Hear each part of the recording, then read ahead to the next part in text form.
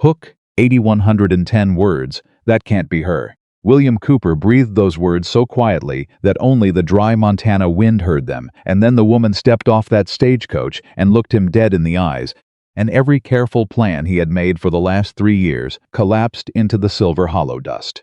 She was not what he ordered. She was something else entirely. And before that afternoon was finished, she would see straight through every wall he had spent a decade building around himself. If you have ever let a stranger closer than you meant to stay with us, subscribe, hit that bell, and tell us in the comments which city you're watching from. This one is for you. William Cooper had not spoken a woman's name out loud in 4 years. Not because there were no women in Silver Hollow. There were plenty wives of merchants, daughters of ranchers, the 2 schoolteachers who had come from Illinois and lasted 1 winter each before climbing back onto the eastbound stage without a word of goodbye. There were women. William simply had no reason to speak any of their names, and after enough time passes without something, a man stops noticing the absence. He fills the silence with fence posts and feed counts and the daily catalog of work that needs doing.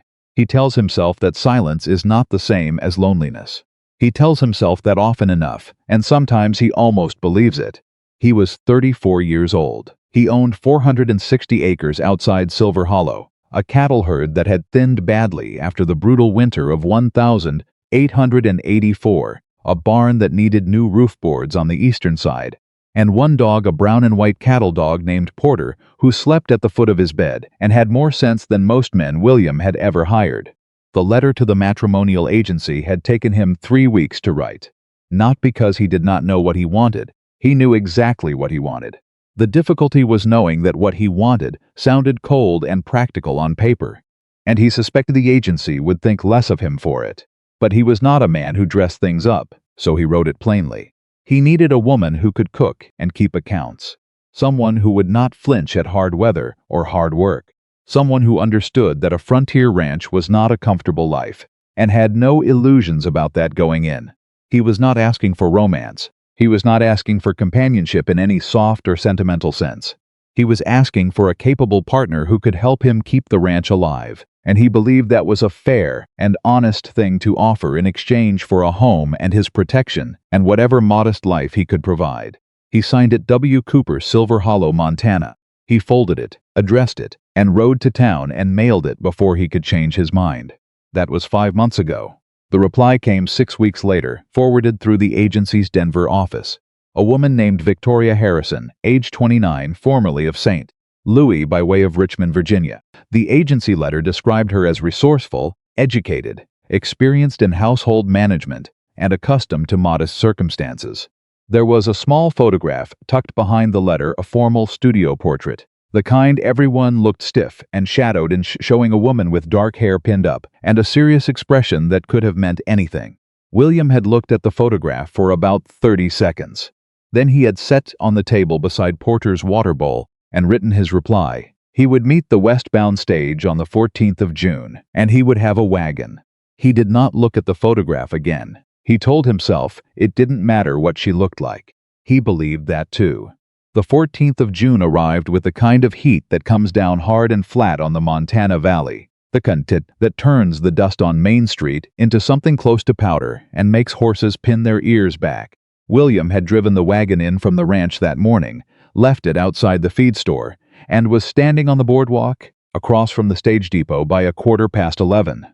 Roy Briggs, who ran the depot and the post office out of the same building, and considered himself the most important man on that block, because of it, noticed William standing there and wandered over with his thumbs in his vest pockets. Waiting on somebody? Stage. Roy looked up the street toward the bend where the road came in from the east. Due by noon if Henderson kept his schedule, which he doesn't most times. William didn't answer. Roy tried again. You expecting a delivery? Something like that. Roy Briggs was the kind of man who could carry a conversation on nothing but his own curiosity, and he would have kept going, but something in the set of William's jaw suggested further questions would not be warmly received. So he wandered back toward his doorway and contented himself with watching from a distance. The stage was 17 minutes late. William heard it before he saw it, the particular sound of wheels and hooves hitting packed dirt after miles of rougher road, the creak of the suspension. He straightened up from where he had been leaning against the post, settled his hat, and waited. The stage rolled up and stopped. Henderson climbed down from the box and started working on the luggage. The door swung open. A man in a brown suit got out first, clutching a leather satchel. A woman with 2 small children followed him, and then a third passenger stepped down, and William felt the air go strange. She stepped down without waiting for assistance. She carried her own bag, a good-sized traveling case, in one hand, and she set it on the ground herself and straightened up and looked around Silver Hollow with a calm, deliberate attention that was nothing like uncertainty, and nothing like arrival nerves.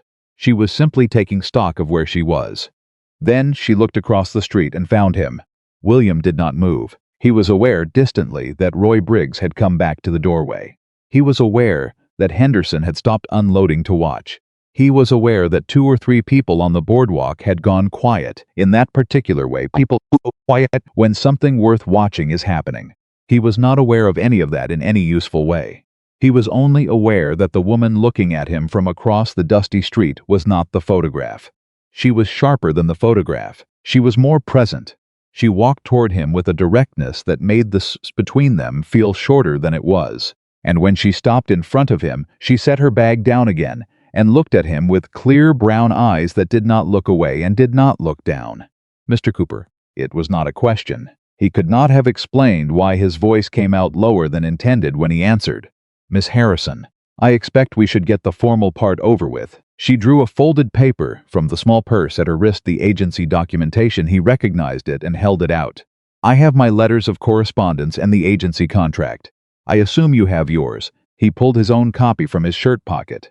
They stood there on the boardwalk of Silver Hollow, Montana, trading paper like they were negotiating a cattle price. And William had the strange sensation that this woman had done more difficult things than this and found them less interesting. "You're younger than I expected," he said. Something shifted in her expression, not quite amusement, not quite warning. "You're taller." He wasn't sure what to do with that, so he picked up her traveling case and gestured toward the wagon. She followed without being told twice. The ride back to the ranch was 11 miles. William had done it so many times in so many kinds of silence that he had stopped paying attention to it. This silence was different. This silence had a person in it. Victoria Harrison did not fill the quiet with nervous conversation, which he had expected her to do. She sat beside him on the wagon seat, with her back straight, and watched the land pass, and occasionally she asked a question that was purely practical. How many head? Down to 98 after the winter. Had near 140 before. What took them? Cold bad luck. Couple of broke legs I had to put down myself. She nodded. No sympathy, no softening. Just information received. Water source. Creek runs through the northeast corner. Gravity fed to the main trough and the house tank. Does it run year-round? Mostly. Gets low in late August. I've managed. She was quiet for a moment. Then what do you need most? The question surprised him. Not because it was strange, because it was the exact right question, and no one had asked him a version of it in years. He thought about it honestly. "The books are a mess," he said.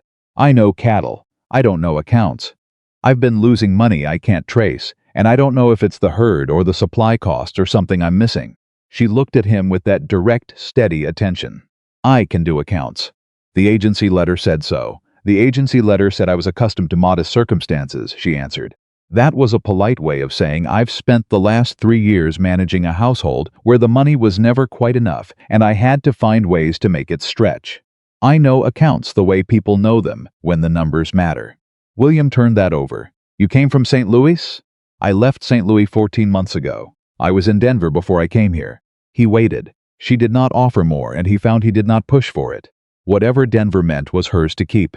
The ranch came into view around the last curve of the road, the house first, then the barn, then the long run of fence going east toward the creek bottom. He watched her take it in without performing any reaction. "It needs work," he said. It was not an apology, it was fact.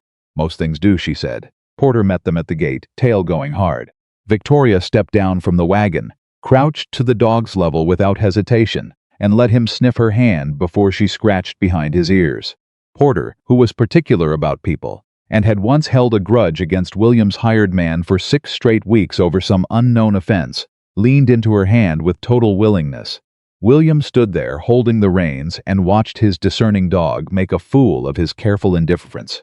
He brought her bag inside. She followed, and he gave her the brief tour kitchen, Main room, the smaller bedroom he had prepared for her, on the north side of the house. She stood in the doorway of that room and looked at it. "It'll do," she said. He left her to settle in and went back to the barn. She came to find him an hour later. He was in the barn with one of the horses, a gray gelding named Cabot, who had been favoring his left foreleg for 2 weeks. William had checked it 3 times and couldn't find a reason for it.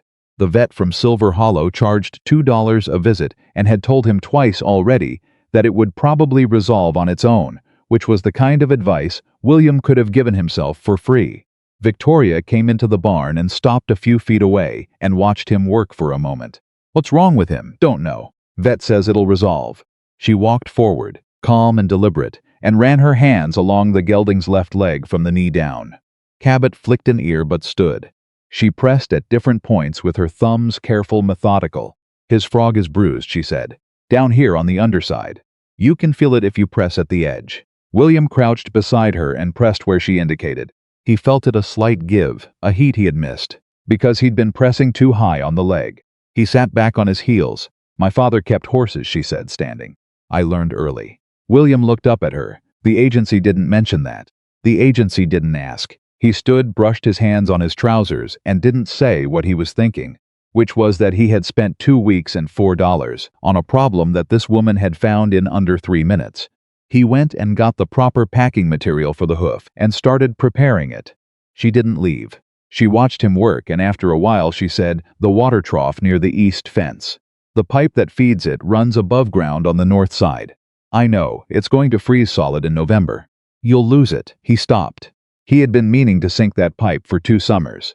It kept not being the most urgent thing. "I know," he said. "I noticed it on the drive-in," she said. He looked at her. She met his eyes without any particular emphasis. "I notice things. I should probably tell you that up front." He turned back to the hoof packing. "I believe you," he said. And that was the moment, not dramatic, not announced, when William Cooper first admitted to himself that the woman he had ordered off a catalog list was going to be nothing like anything he had prepared for.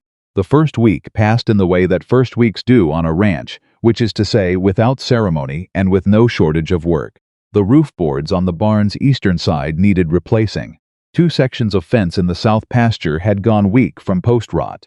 The books which Victoria had requested access to on her second morning were in worse shape than William had admitted, piled in a wooden box under his desk, in a system that was less of a system than a private shorthand he had developed over years of working alone. He half expected her to say something about it. She didn't. She sat at the desk with the papers laid out and a pencil in her hand, and worked through them for him with a concentration so total that when he came through the main room mid-afternoon to get his gloves, she didn't look up. By the 4th day, she had organized 2 years of expenses into 3 columns on a fresh sheet of paper and had placed it on the kitchen table where he would see it. He stood over it and read it. The numbers were not good, but they were clear, which was different from before. Before, the bad news had been shapeless, a general sense of not enough, of loss without direction. Now there was a number on a page, and a number on a page can at least be argued with. "Your supply costs from Gideon's store are 18% higher than the feed merchant in Miller's Creek," she said from the doorway. She was holding a mug of coffee and not looking at him as if this was an accusation. "I checked the regional price list at the post office yesterday." He looked up. "You went to the post office?" I asked Roy Briggs. "He has the regional merchant sheets going back 3 years. She paused. "He talks a great deal. Roy Briggs would talk to a fence post. He told me about your wife." Her voice was even. No weight put on it in any direction. Just the statement. William was quiet for a moment. "Martha. She passed 4 years ago, I know. He told me." She finally looked at him, direct as always. "I'm not asking about it. I just wanted you to know that I know, so you don't have to arrange around it." He didn't know what to do with the relief that moved through him at that, so he looked back at the paper. "The Miller's Creek merchant," he said. "What would the freight cost to bring supplies out here instead?" "Less than the difference. I worked it out." She set the mug down and came to the table and pointed to the bottom of the page, where she had written the calculation in small, precise numbers. William looked at the number. He looked at it for a long moment. "I've been losing money for 3 years," he said. "You've been paying too much for supplies for 3 years," she said. "There's a difference. One you can fix." He looked at her. She picked up her mug again and walked back toward the kitchen. I'll write the letter to the Miller's Creek merchant this afternoon, if you want. We should be able to renegotiate before fall." He watched her go. Porter, lying at the edge of the room, lifted his head and looked at William with an expression that could only be described as "told you so." It was in the second week that William found the accounting irregularity. He had been going through the older papers Victoria had organized, not because he doubted her work, but because he was the kind of man who could not leave a wound alone once he knew it was there. The supply receipts, the feed costs. He went back 3 years, then 4, then 5. And he found it. He sat very still at the desk for a long time. "Victoria," she came from the kitchen. "Come look at this." She stood beside him, and he showed her the receipts, 2 sets, going back 5 years, from a man named Harlan Dietz, who had sold William supplemental feed grain every summer. The prices on the receipts going into William's account records matched what Dietz had claimed. But the price he had paid William had kept every bank draft was different, consistently higher. "How much?" she asked. He had already done the arithmetic. He showed her. She was quiet for a moment. Then Harlan Dietz. "He's a broker. Does business with half the ranchers in the valley. Has anyone else seen this?" "No one else has their accounts organized well enough to see it," he said. The bitterness in his voice surprised him. He didn't try to soften it. She straightened up. "Does he know you know?" "He does not." "Good." She was thinking. He could see it, the same focused quality she brought to everything, that sense of a mind working cleanly through a problem. "We shouldn't let him know." "Not yet. If he knows, he'll cover it. We need to see how wide this goes before we move." William looked at her. "You think this is bigger than one broker cheating one rancher?" "I think," she said carefully, "that a man doesn't build a 5-year fraud on one target. I think Harlan Dietz has been doing this to every rancher he sells to, and I think someone in this valley knows about it and has been letting it happen." She was right. He knew it the same moment she said it, with the particular certainty that comes from a truth arriving before you were fully ready for it. "I need to talk to some of the other ranchers," he said. "Carefully," she said. Carefully, he stood. He was taller than her by a significant measure, but she did not adjust her position or step back, and the steadiness of that struck him without him knowing exactly why. "Why are you helping me with this? This isn't what the agency sent you here for." Victoria Harrison looked at him without any performance of patience or any trace of being offended. She looked at him the way she looked at everything, straight and clear. "Because it's the right thing to do," she said, "and because whatever goes wrong in this valley is going to touch this ranch. And this is my home now. A brief pause, if you'll have it be." He held her gaze. "Unpack your things properly," he said. "The bureau in your room has a stuck drawer on the bottom left. Hit it flat with your palm on the right side." He picked up his hat and went out. Porter followed him. Outside in the dry Montana heat, William walked to the fence and stood there for a moment, with his hands on the top rail, looking at his land. He had bought this ranch with the idea that it would be his. His alone, his work and his silence and his carefully managed distances. He had not calculated on a woman who noticed bruised frogs on horses and supply cost discrepancies and the specific way to acknowledge grief without making it a wound. He had not calculated on someone who said, "This is my home now," the way she said it, not as a claim, not as a performance, but as a plain statement of intention. He pressed his palms against the fence rail and felt the sun on his shoulders. Somewhere behind him in the house, he heard the bureau drawer bang open as she hit it correctly on the first try. On the 3rd Saturday of June, William drove to the Beaumont Ranch to see Tom Beaumont about a fence line question that had nothing to do with the fence line and everything to do with a set of grain receipts he had brought, folded in his shirt pocket. Tom Beaumont was 61 years old and had been ranching in this valley since before Silver Hollow had a name. He was not a man who trusted quickly, but he was also not a man who wasted time once his trust was given. William showed him the receipts at Tom's kitchen table with Tom's wife Edna pouring coffee neither of them touched. Tom went through the papers twice. He set them down. He went to his own desk and came back with his own receipts. They spread them out side by side. The silence that fell between the two men was the kind that carries weight. "Dietz," Tom said. "Dietz." Tom Beaumont looked at the numbers a long time. When he looked up, his face had the flat, contained expression of a man who has received very bad news and is deciding how to hold it. 4 years for me," Tom said. 5 for me. How'd you find it?" William thought of Victoria at the desk, the pencil in her hand, the organized columns where chaos had been. "My wife," he said. Tom nodded. "She's sharp. She is Edna Beaumont. who had not spoken a word throughout, set her coffee cup down. "It's not just the two of you," she said. "I've heard things at church. The Halloran family, the Vickers brothers. They've all been struggling more than they should be." "Then we need to find out who else," William said. "And we need to find out," Tom said, "who Dietz is feeding this money to. Because a man doesn't run this kind of operation just to pocket grain money. There's something bigger being built on top of it." William had already thought the same thing. So had Victoria. He realized, driving back to the ranch in the long summer evening, that he had stopped thinking of the problem as his, and started thinking of it as theirs, his and Victoria's, without noticing the exact moment that had happened. He pulled the wagon into the yard. Victoria was at the fence near the barn, checking the post he had been meaning to reset. She had a mallet in one hand and was testing the post's give with her other hand. Tom Beaumont's accounts show the same pattern. He called across the yard. She looked up. She was breathing hard from the work, a strand of dark hair loose at her temple. She did not look surprised. "How many years?" "4. The Halloran family and the Vickers brothers as well." "Most likely," she said. "Edna Beaumont's been talking to the church women."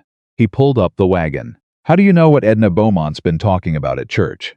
"I went to church last Sunday while you were fixing the trough line." She said it with the perfect evenness of someone reporting a fact. "You were busy." He stared at her. She turned back to the fence post and hit it squarely with the mallet. William climbed down from the wagon. He was not a man who laughed easily, but something moved in his chest that he did not immediately have a name for, a warmth that was somewhere between amusement and relief, and something that did not yet have a word he was willing to use for it. He went to help her with the post. She handed him the mallet without being asked. They worked side by side in the falling light, and neither of them said anything more until the post was solid. And then Victoria straightened and looked at the fence line with satisfaction and said simply, "That'll hold now." He looked at her in the last of the evening light. The woman the agency had described as resourceful and experienced in modest circumstances. The woman who had crossed 11 miles of Montana road without complaint and found a bruised horsehoof in 3 minutes, and reorganized 2 years of chaotic accounts, and gone to church alone, and had probably talked to half the women in the valley by now, and was already building a map of something that had been hurting this community for years. He had wanted a practical woman. He had not known what practical really meant until now. "Come inside," he said. "I'll start supper." She looked at him. A brief, real surprise crossed her face, gone almost before it arrived. "You cook?" "Enough to survive," she almost smiled. He could see it trying to happen at the corner of her mouth, before she controlled it. "I'll set the table," she said. They went in together as the Montana sky deepened above the valley, and somewhere on the other side of Silver Hollow, a man named Harlan Dietz was sitting down to his own sauna with no idea that 2 people on a ranch 11 miles outside of town had begun pulling on a thread that was going to unravel everything he had spent 5 years building, and that thread was about to pull a great deal harder than either of them expected. Victoria did not sleep well that first night after they found the receipts. William knew because he did not sleep well either, and the house was small enough that he could hear the absence of stillness, the particular kind of quiet that has a person in it who is awake and thinking hard. He lay in the dark and stared at the ceiling and ran the numbers again in his head. 5 years. The amount was large enough to matter and careful enough to hide. That was the part that kept snagging at him. The fraud was not sloppy. Someone had been patient with it. And patient people are more dangerous than greedy ones. Because patience means planning, and planning means the end game is something bigger than what you can see. He was up before dawn, so was she. She was already at the kitchen table when he came through, the account papers spread around her coffee mug, a fresh sheet in front of her with numbers in columns. She did not look up. "I found something else," she said. He sat down across from her, the land tax records. She pushed a piece of paper toward him. "Roy Briggs keeps the county records going back to statehood. He mentioned it when I was at the post office. I asked him if I could look at the tax rolls for the valley ranches. He let me." William looked at the paper. "When did you have time to?" "Thursday, when you were in the south pasture." He stopped asking. The paper showed land valuations for 11 ranches in the Silver Hollow Valley over the past 4 years. He read through them, then he read them again. "They're dropping," he said. "Every single one. Every ranch where Dietz sells feed, the land valuation has gone down on the county rolls." She tapped the page. "Not by accident, not by market conditions. They're being adjusted. Manually, By the county assessor. William sat back. Callum Reed, he said. The county assessor had been in his position for 6 years. A thin, quiet man who attended the same church as the Beaumonts and owed his position to an appointment by the Territorial Land Board, not an election. I don't know that it's Reed specifically, Victoria said. But someone is adjusting those numbers. And when land is valued at less than its worth, it can be bought for less than its worth. She looked at him directly. Someone is planning to buy this valley, William. Dietz is bleeding the ranchers dry, so they can't hold on. The valuations are being pushed down so the purchase price is low. And whoever is behind this is waiting for people to start selling. The silence that came down between them then was not like the working silences they had built up over the past weeks. It was heavier, it had a shape to it. How long, William asked. If the pattern holds, maybe 18 months. The families who are stretched thinnest will start selling inside a year. She paused. The Halloran family is already stretched. Jimmy Halloran borrowed against the land last spring. How do you know that? Margaret Halloran told me after church. He pressed his hands flat on the table and looked at the paper and did not say what he was thinking, which was that in 4 weeks this woman had learned more about the valley than he had bothered to learn in a decade of living in it. He had kept himself separate, managed his distances, and while he had been doing that, something had been moving underneath the surface of everything he thought was stable. We need to move carefully, he said. We need to move quickly, she said. Carefully and quickly at the same time. He looked up at her. If we wait too long, whoever is behind this will sense something shifting, she said. But if we go too fast, we show our hand before we have proof of who the principal buyer is. Dietz is the instrument. Reed might be the mechanism. But neither of them has the money to buy a valley. Someone else is running it. Someone else is running it, she confirmed. William stood. He walked to the window and stood looking out at the land. His land, 460 acres, bought with 11 years of saved wages and one very dry summer when he had driven cattle 400 miles and come back with just enough. He had thought of this land as the thing he was building toward. He had not thought of it as the thing that could be taken from him while he was looking the other way. I need to talk to Tom Beaumont again, he said. The Hallorans. I'll write to my brother. He turned. Your brother? Daniel Harrison. He's a lawyer in Denver. She said it without any particular emphasis, but her eyes were watching him. He handled land fraud cases twice in Colorado. He'll know what kind of documentation we need for a legal challenge. William looked at her. She looked back. You never mentioned a brother, he said. You never asked. She paused just a beat. I didn't mention him because I didn't know if this would be a real home or a situation I would need to leave. I wasn't going to bring my family into something I wasn't sure of. The frankness of it hit him harder than she probably intended. He turned back to the window. Write to your brother, he said. The meeting at Tom Beaumont's ranch happened on a Wednesday evening, which was chosen because Wednesday evenings were when Harlan Dietz was known to play cards in Silver Hollow, with the same group of men he had played cards with for years. And no one wanted Dietz anywhere near this conversation. 7 ranchers sat around Tom Beaumont's kitchen table. William had brought Victoria. Tom had not commented on that he had simply pulled up an extra chair. Edna Beaumont stood at the counter and listened and did not pretend she was doing something else. Jim Halloran was there, a man of 52 with the look of someone who had not slept properly in months. His hands on the table were too still, the way hands go still when a man is holding himself together with effort. The Vickers brothers, Cal and Frank, sat side by side the way they always did, Frank doing the talking and Cal doing the thinking, which was the arrangement that had kept their ranch running for 30 years.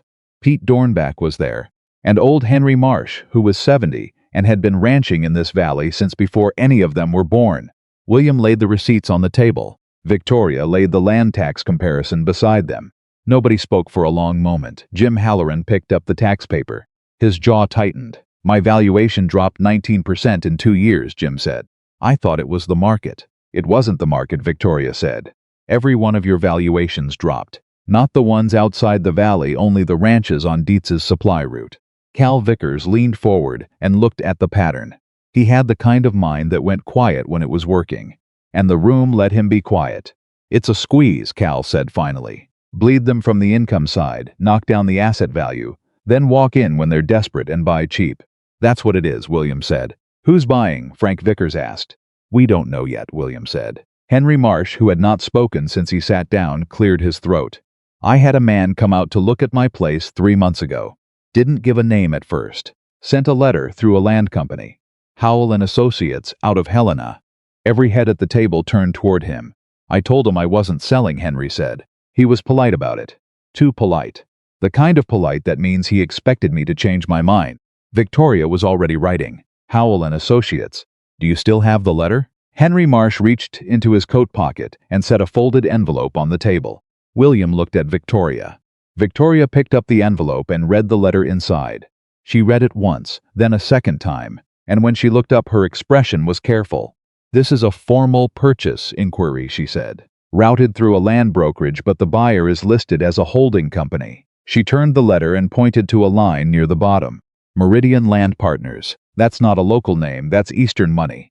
The room went still in a different way. Tom Beaumont set his coffee cup down. Eastern money coming into Montana Valley land means railroad money or timber money or speculation money, he said. Any one of those, you've got someone with very long resources and very little attachment to what's standing here. What does your brother say? Jim Halloran asked, looking at Victoria. She looked at him steadily. He hasn't replied yet. I wrote 10 days ago. The post from Denver takes time. But when he answers, we'll know what kind of documentation we need to make a legal case. She paused. In the meantime, none of you should sell, and none of you should let Dietz know you've seen these receipts. And if he comes collecting on an order we've already placed. Pete Dornbach asked. Pay it, William said. Don't change your behavior toward him by a single degree. If he senses something is wrong, he'll move faster. Jim Halloran rubbed his face with both hands. I've got a banknote due in November, William. I don't know if I can hold till November. What's the amount? Jim told him. It was not a small number, but it was a number that was possible. William looked at Tom Beaumont. Tom looked back. Something passed between them that was not quite a conversation and did not need to be one. We'll work something out, Tom said to Jim. You're not going into November alone. Jim Halloran looked at the table. He was a man of 52 who had worked his land since he was 18 years old and had clearly spent the last several months believing the failure was his own, his poor decisions, his bad management, his weakness. The understanding that it had been done to him was moving through his face in real time, and it was not a comfortable thing to watch. I should have seen it, Jim said. None of us saw it, Cal Vickers said. She did. Jim Halloran looked at Victoria. Victoria did not perform modesty. I had the advantage of looking at all the accounts together, rather than just my own. When you're inside a problem, it's harder to see the shape of it. Jim nodded slowly. He looked at William. She's something. William looked straight ahead. I'm aware. The letter from Daniel Harrison arrived on a Friday morning, 11 days after Victoria had sent hers. William was at the barn when Victoria came out with it. She was reading it as she walked, which told him it was important enough that she had not waited to reach him before starting. He came to meet her at the fence. She handed him the letter without a word. Daniel Harrison wrote with the clean precision of a man who had learned to be careful about what he committed to paper. The letter acknowledged the pattern Victoria had described and confirmed that it matched the profile of a structured land acquisition fraud he had seen in Colorado in 1883. He listed 6 pieces of documentation they would need. He named the specific statute under territorial law that applied. And, at the bottom, in a postscript that had been written in a slightly different hand, faster, less controlled, as if he had added it after the rest was already sealed, and then had to open the envelope again, he had written 2 sentences. Victoria, be careful. The company name you gave me came up in a case I was involved in last year. The man behind Meridian Land Partners is named Aldous Crane. He is not the kind of man who accepts interference quietly. William read those 2 sentences 3 times. You know this name, he asked. No, her voice was even. But Daniel doesn't write postscripts. He says everything he means to say in the body of the letter. If he added this after, it means he was worried enough to reopen the envelope. She paused. That means the worry is real. William folded the letter and handed it back to her. Tell me what you need to build the documentation, he said. She looked at him. It's going to take time we may not have. And it's going to mean going into the county records office and asking for documents that might tip off whoever Reed is reporting to. Can your brother come here? She was quiet for a moment. I can ask. Ask. She took the letter and walked back toward the house. William watched her go and felt the particular sensation of a situation tightening around him, not yet dangerous, but condensing, the way weather feels before it turns. He trusted that feeling. It had saved his life twice before, once in a snowstorm, and once with a man who had not been what he claimed to be, and William had learned not to argue with it.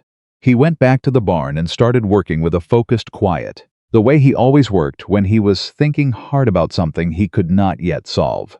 It was Porter who first alerted him, 3 weeks into what William had started thinking of, privately as the investigation, because that was what it was. Whether or not any of them used the word Porter, woke him at 2:30 in the morning with a single sharp bark and then went silent, which was worse than continued barking. One bark and silence meant Porter had assessed something and was waiting to see how it moved. William was out of bed and had his boots on in under a minute. He went through the house to the front, not lighting a lamp.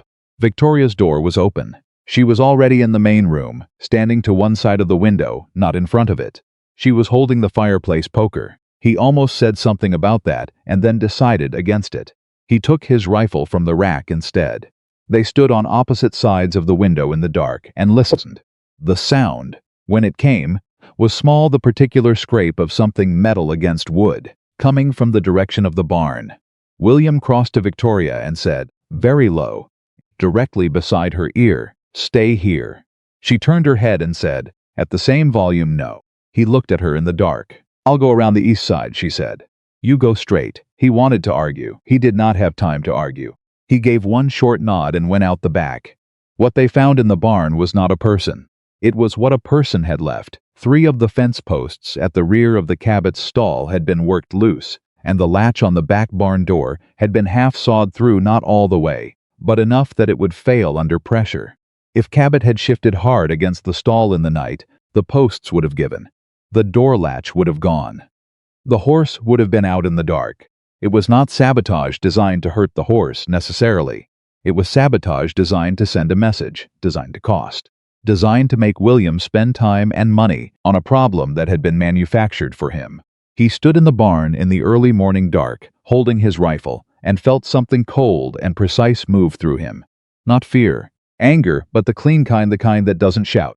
Victoria was crouched at the sawed latch, examining the cut marks with a calm attention that reminded him, absurdly, of the way she had examined Cabot's hoof on her first day. Recent, she said. The metal's still bright at the cut. Within the last 2 hours. Someone knows we've been asking questions. She stood. Or someone knows we exist and has decided it's time to remind us that they know. She turned to look at him. Her face was steady, but in the faint light coming through the barn boards, he could see that her hands were tight around the fireplace poker. Not trembling, just tight. "Are you all right?" he asked. "I'm fine, are you?" "I'm angry," he said. "Good, stay angry. Scared people make mistakes. Angry people fix fence posts and don't sleep through the night again." He looked at her for a moment in the dark. "You're not scared at all," he said. It came out sounding like a question, even though it wasn't. She met his eyes.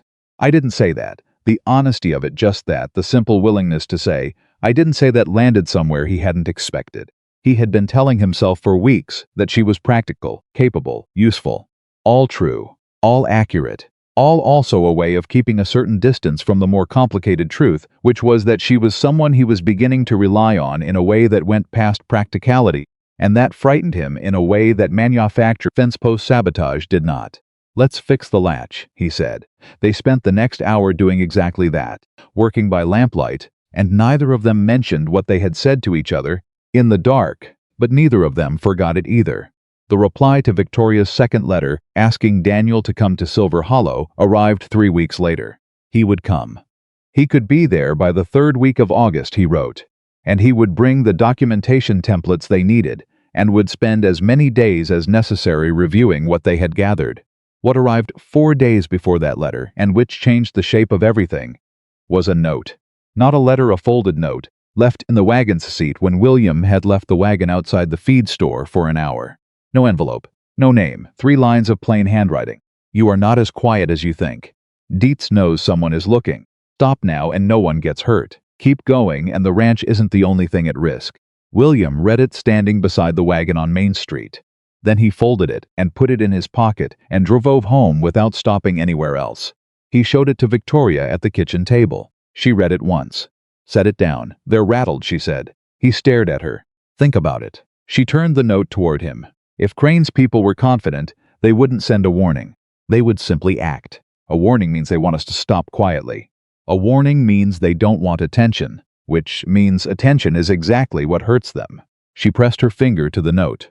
This is not a position of strength. This is someone trying to scare us cheaply before they have to spend real effort.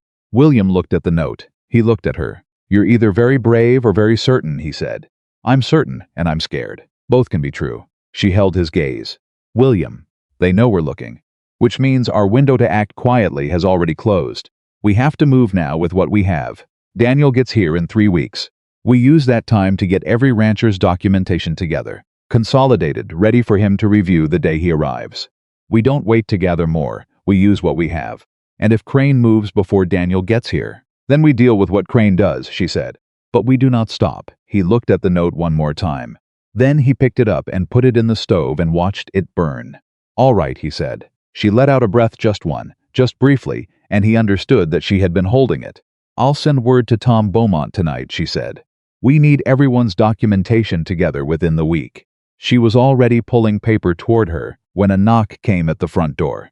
Hard, 3 times. Not the knock of someone who had ridden out for a social visit. William was at the door in 4 steps. He opened it to find Jim Halloran on the porch, breathing hard, with mud on his boots that meant he had come fast across the creek bottom instead of taking the road. They've filed, Jim said, Howell and Associates. Filed a petition with the county land board this morning to initiate a forced assessment review on 6 valley ranches. My name's first on the list. Victoria appeared at William's shoulder when she asked this morning. Reed filed it himself, apparently. The hearing set for 30 days out. 30 days. Daniel Harrison would arrive in 3 weeks, 7 days to spare. William looked at Jim Halloran, who was a man of 52, who had worked honest land for 30 years and was standing on a porch in the dark with mud on his boots because someone with Eastern money had decided this valley was worth more than the people living in it. Come inside, William said. We have work to do. Jim Halloran stepped through the door. Victoria was already at the table, pulling the account papers into order, and the lamp was bright, and the night outside was large, and the work in front of them was real and serious, and not yet impossible. And it was in that moment, watching her hands move across those papers with the same steady certainty they brought to everything she touched, understood the 30 days ahead would determine not only whether they kept their land, but whether the life they had begun building together would survive what was coming for it. They worked until past midnight. Jim Halloran spread his own receipts on the table beside William's, and Victoria went through them with the same systematic focus she had brought to every set of accounts she had touched since arriving at the ranch. She did not hurry. She did not slow down. She moved through the numbers the way a good tracker moves through ground, reading everything, dismissing nothing, noting every place where the surface story and the actual story failed to match. Jim watched her work. After a while, he stopped watching the papers and started watching her instead, the way a man watches something he has not seen before and is not sure he deserves to be in the presence of. She always like this? Jim asked William quietly. William was pouring coffee at the stove. Like what? Like she's already 3 steps ahead of the room. William set the pot down, usually about 5, he said. He said it without thinking. The truth of it sat in the air between the 2 men, plain and unadorned, and William did not try to take it back. By the time Jim Halloran rode home through the dark, taking the road this time, carefully they had a consolidated account of his losses, organized by year, cross-referenced against Dietz's receipt records, and flagged against the county valuation drops that corresponded to each one. It was not yet a legal document, but it was the skeleton of one. Victoria put the papers in the wooden box and set the box on the high shelf where William kept his important correspondence. 3 weeks, she said. 3 weeks, he agreed. She looked at him. Her hair was down from its pins. It had come loose sometime in the 3rd hour of work, and she had not bothered to repin it, and it was the most unguarded he had seen her look since she arrived. She looked tired, not defeated, just human and tired. The way people look when they have been carrying something heavy and are allowing themselves to acknowledge the weight of it. Briefly, before picking it back up. Go to bed, William said. I need to write to the Vickers brothers tomorrow morning. Tomorrow morning. Go to bed. She looked at him for a moment with that direct, unreadable quality she had, the one that always made him feel like she was running a quiet assessment and he could not see the results. Then she went to bed. William sat at the kitchen table alone for another hour, not reading anything, not doing anything. just sitting with the shape of what they were up against, and what they had, and deciding, quietly and completely, that he was not going to lose this. He was not entirely sure, sitting there in the lamplight, whether the this he was thinking about was the ranch or something else. He went to bed without answering that question. The next 10 days moved at a pace that had no room for anything that was not necessary. Victoria wrote letters every morning. William rode to every ranch in the valley that had a name on the Dietz supply list. The Vickers brothers came out twice with their own papers. Pete Dornbach arrived unannounced on a Tuesday with a box of receipts going back 7 years, and an expression of fury so contained it was almost frightening. Even Henry Marsh, who moved slowly these days and rarely left his property, sent his granddaughter over with a satchel of documents and a message that said, "Whatever you need. I've been in this valley 50 years, and I will not be bought out of it." William pinned that note to the wall above the desk. Victoria saw it when she came in one morning and said nothing, but she reached up and straightened it slightly before she sat down. The documentation was coming together. It was not complete. There were gaps, dates where receipts were missing, a year where Jim Halloran had lost half his records to water damage, but it was building into something with weight, something a lawyer could work with, something that told a story even a land board could not entirely ignore. What was also building, in the spaces between the work, was something neither of them named. It happened in small moments. In the way William had started gauging the day by whether he had talked to her, yet the way a man checks the temperature in the morning to know what he is working with. In the way she had learned the rhythm of his silences, which ones meant he was thinking and which ones meant he was troubled, and had stopped trying to fill the first kind and started quietly asking about the second. In the way they had developed a wordless division of labor so smooth that he sometimes caught himself marveling at it. The way a person marvels at machinery that works beautifully. Except this was not machinery, and the marveling was something warmer than admiration. He did not say any of this. She was a practical woman who had come west for practical reasons and had thrown herself into a real and serious problem with everything she had, and he was not going to complicate that with sentiment at a moment when clarity was what they needed. He said none of it and worked alongside her and told himself that was the right choice. It probably was, he was not entirely sure. The trouble found them on a Thursday 12 days, before Daniel Harrison was due to arrive. William was at the south fence when Cal Vickers rode up hard, and Cal Vickers did not ride anything hard. Cal was a man of economy in all his movements, so the sight of him coming in at that pace brought William to the fence gate immediately. "Dietz is in town," Cal said. "He's at the land office with Reed. They've been in there 2 hours. William's jaw tightened. "Doing what? Nobody knows yet. But Frank's at the general store and he says Dietz came in with papers. A lot of papers. Get Frank to stay in town and watch what comes out of that building." Cal was already turning his horse, already told him. He paused. "There's something else." William waited. "There's a man staying at the Silver Hollow Hotel. Arrived 2 days ago. Doesn't match anyone from around here. Well-dressed. Eastern cut to his clothes. He's been asking questions about land not at the land office, at the hotel and the barber and the general store. Casual questions. The kind you ask when you don't want anyone to notice you're asking. Name registered as R. Albright," Cal said. "Frank thinks that's not his real name." "Why?" "Because Frank's been watching people lie about things for 60 years, and he says the man held his pen too careful when he signed the register. The way people write when they're writing something that isn't quite theirs." William looked toward the direction of Silver Hollow, though it was too far to see. "Crane sent someone," he said. "That's what I think," Cal said. "That's what Frank thinks. And if Crane sent someone to look at the land personally, it means they're getting ready to move faster than we planned for." William did not allow himself the luxury of standing there and processing that. He walked back to the barn, saddled his horse, and rode for the house. Victoria was at the desk when he came through the door. She read his face before he said a word. He could see her reading it, the slight change in her posture, and she set the pen down.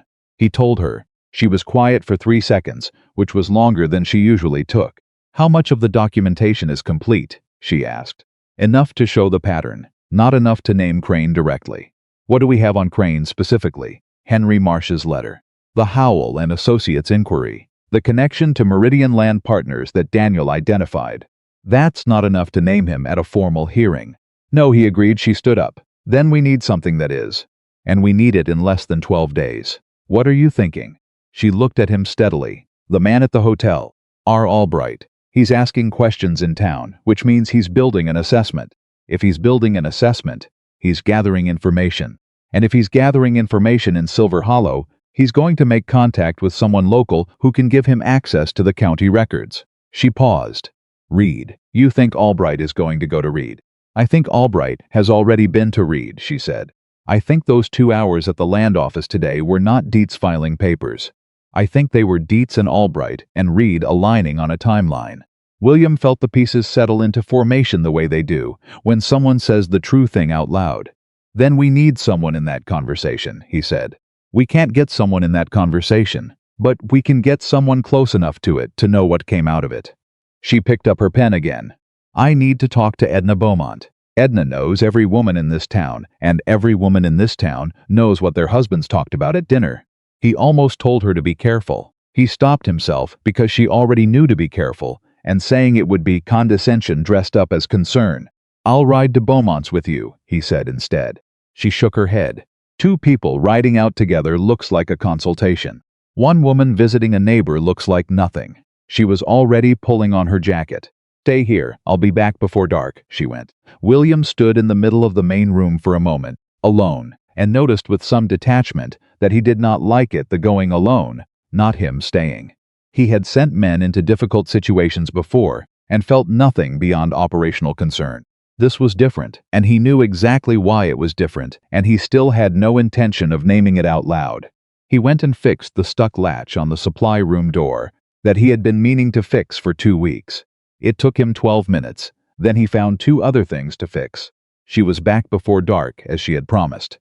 She came in and sat down at the table, and he set coffee in front of her without being asked, and she wrapped both hands around the mug.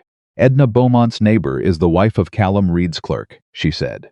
"The clerk came home yesterday evening and didn't eat his dinner, which he always does, and when his wife asked what was wrong, he told her that Mr. Reed had had 2 visitors today that had made him, and this is the word the clerk used, nervous." "Nervous how?"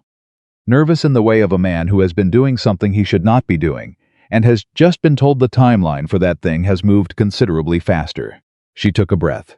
The clerk didn't know names, but he said one of the visitors had a voice like someone who expected to be listened to. The other one he described as a salesman type, Albright and Dietz. "That's what I think." She set the down, William. "If they're moving faster, the hearing date could be moved up.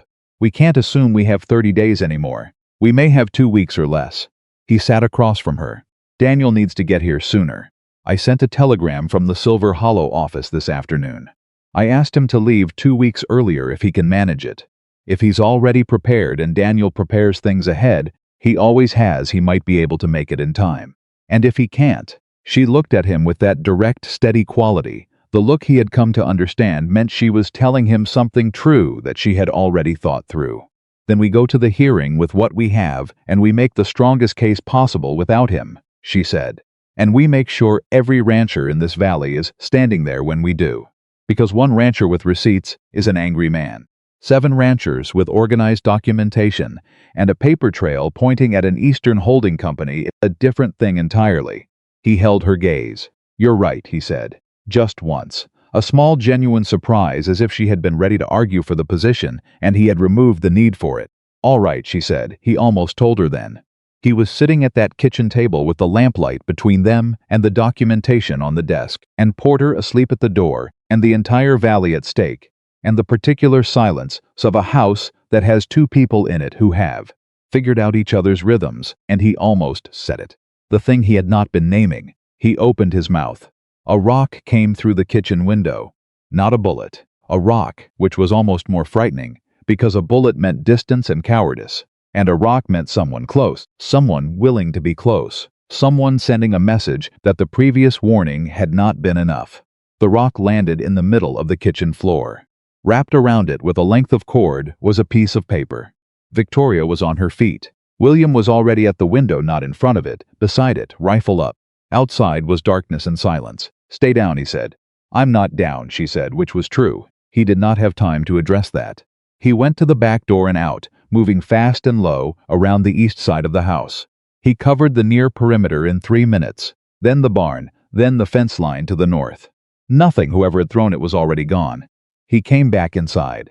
Victoria had picked up the rock. She had the paper unwrapped. She held it out to him. 6 words, that was all. Send her back. Or else. William read it twice. He was very still. They want to separate us, Victoria said. Her voice was even, but he could hear the careful work of that evenness. It was not natural calm. It was chosen calm, which took considerably more effort. They think if I'm not here you won't have the documentation, or you'll fall apart, or both.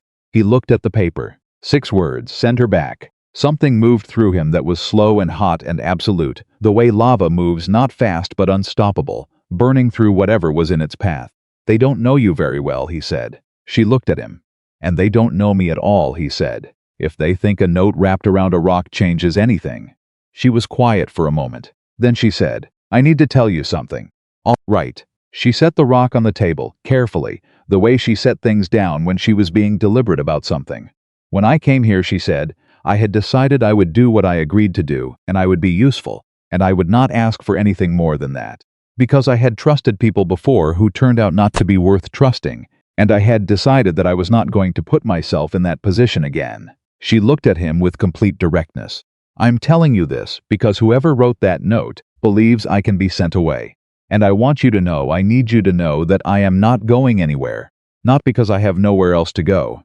Because this is where I intend to be. Kitchen was very quiet. William looked at her across the table. He said, I know. 2 words. But they carried everything he had not been saying for 6 weeks. And she heard all of it. Because she was the kind of woman who listened to what was underneath words, and he could see from the slight change in her expression that she had heard it. She picked up the note and the rock together and set them in the box with the rest of the documentation. Evidence. All of it was evidence. I'm going to write to Daniel again tonight, she said. We need to tell him what's happened. I'm going to ride to Tom Beaumont at first light, William said. We're getting the ranchers together again. And this time we're not waiting for them to move first. She nodded once, pulled paper toward her, and started writing.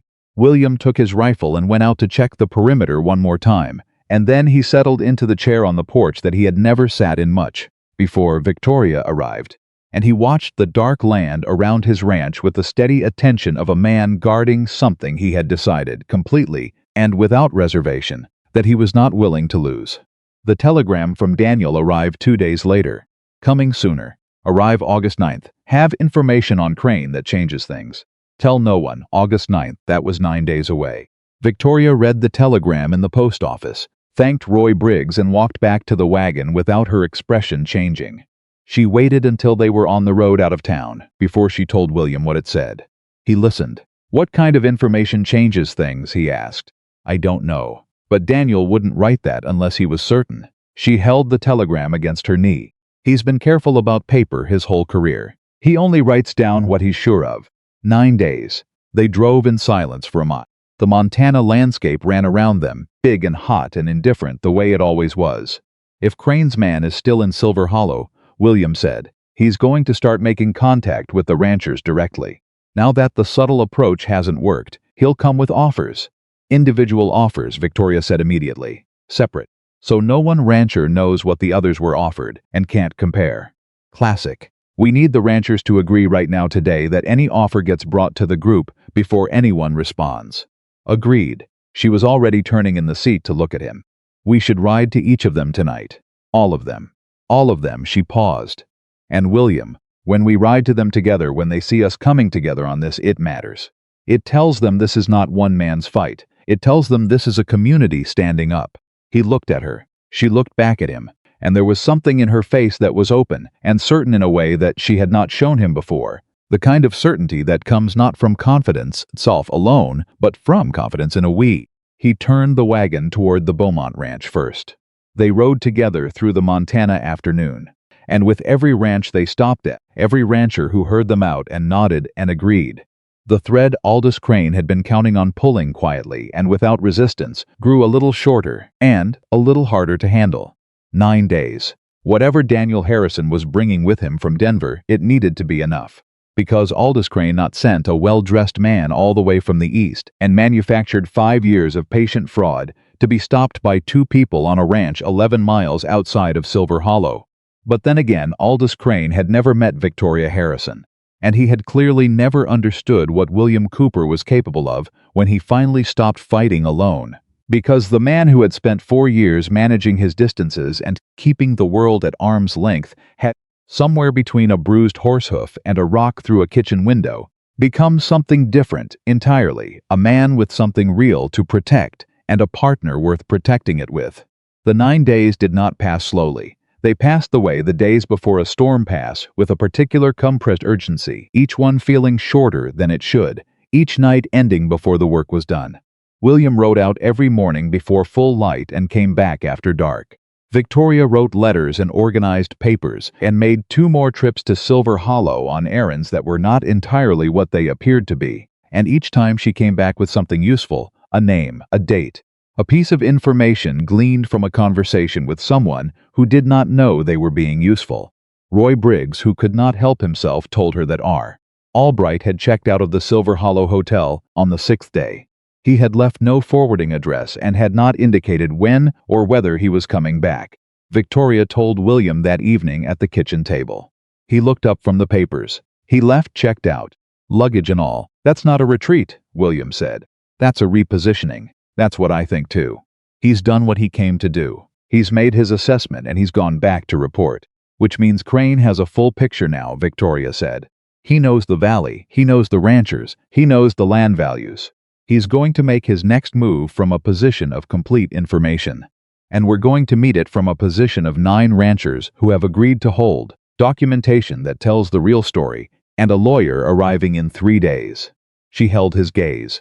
"And whatever Daniel is bringing, that changes things." That last part had been sitting between them since the telegram.